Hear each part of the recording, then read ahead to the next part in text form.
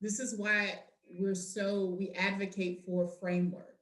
So along the way, business is just about making better business decisions, right? And the things that I know now, there's no way I could know them other than time and experience. And I'm sure you would agree with that. I was watching HGTV this weekend and like binge watching it, which is crazy because I really don't watch TV. But on this particular episode, I thought I'll give you some context for the point I want to make. The lady's husband was disabled and they were modifying the house.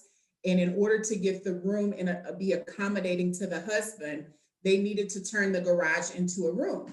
And so she was excited about it until she realized, oh, shoots, I'm losing the garage, right? So then she goes to the designer and said, well, I would keep the house and I'd be like, I totally want to do this if you can give me a garage. She said, that's really not possible with what we have here, with our budget and all of these things. And then she goes to her and says, well, can you at least do a carport? And so the designer comes back to the homeowner and says, yeah, I can do a carport, but this is what it's going to take. And so the homeowner just like lost it because she's like, that's too much for a carport. I mean, it was extensive investment and then also time. And what the designer told her was, you're looking at this from an aesthetic perspective, but what I want to do is build something within the foundation so that we don't have problems a year, 2 years, or 3 years, which is going to cost you more down the line.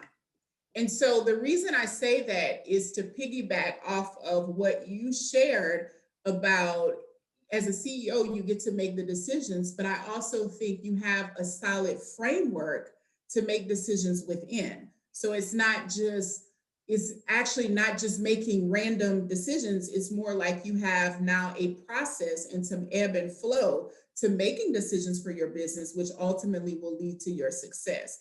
And so I immediately thought about that story because the lady's like, just put a carport right here, right?